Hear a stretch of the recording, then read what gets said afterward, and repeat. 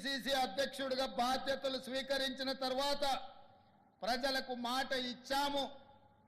తెలంగాణను నియంత పాలన నుండి విముక్తి చేస్తామని ప్రజలకు చెప్పాం. గజ్వేల్ గడ్డ మీద 2021 సెప్టెంబర్ 17 నాడు దళిత గిరిజన ఆత్మగౌరవ దండోర మోగించడం.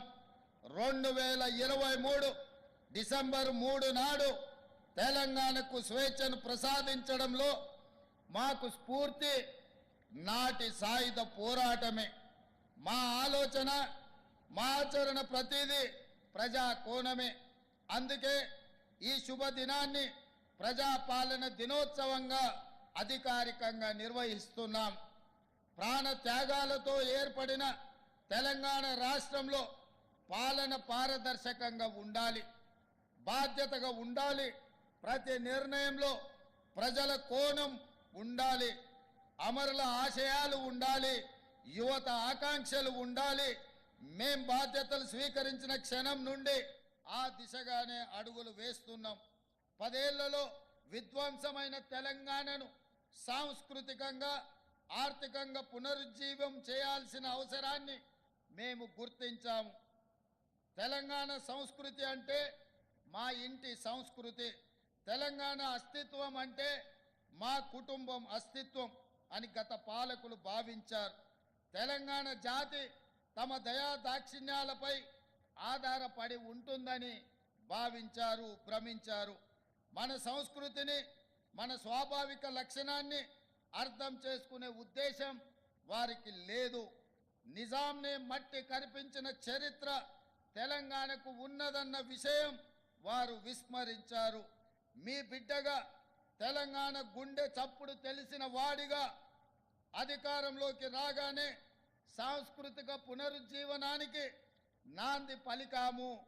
ఉద్యమ కాలంలో తెలంగాణ ఆకాంక్షలను గలమెత్తి వినిపించిన అందశ్రీ రచించిన జయ జయ హే తెలంగాణ జననీ జయకేతనం గీతాన్ని మన రాష్ట్ర అధికారిక గీతంగా ప్రకటించి తెలంగాణ సాంస్కృతిక పునరుజ్జీవనానికి శ్రీకారం చుట్టినం.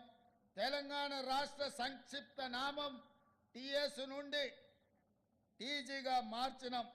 ఇది కేవలం అక్షర మార్పు కాదు, ప్రజల ఆకాంక్ష తీర్పు. రాష్ట్ర పరిపాలన కేంద్రమైన సచివాలయంలో ఇటీవల తెలంగాణ తల్లి విగ్రహ ప్రతిష్టకు భూమి పూజ చేసుకున్నాం.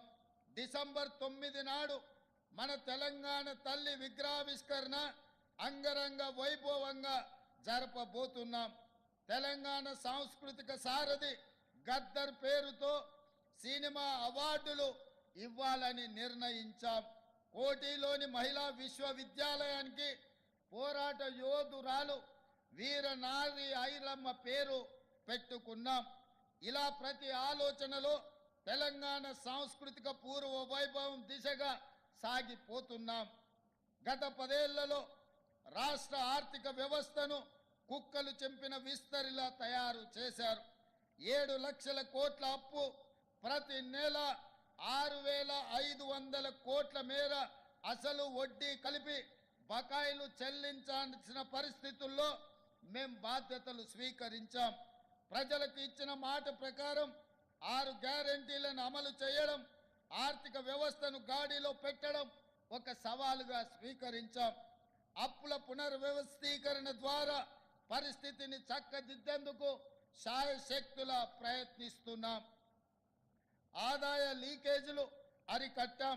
కేంద్రం నుండి మన హక్కుగా రావాల్సిన ప్రతి పైసా తెచ్చుకోవడానికి గట్టి ప్రయత్నాలు చేస్తున్నాం.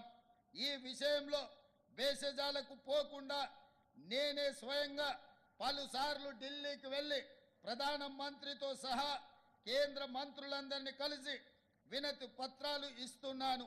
నా ఢిల్లీ పర్యటన మీద కూడా విమర్శలు చేస్తున్నారు.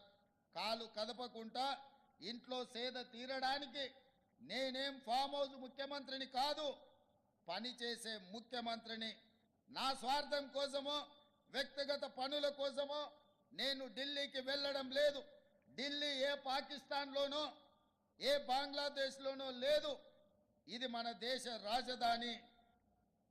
ఫెడరల్ వ్యవస్థ రాష్ట్రాలకు కేంద్రానికి మధ్య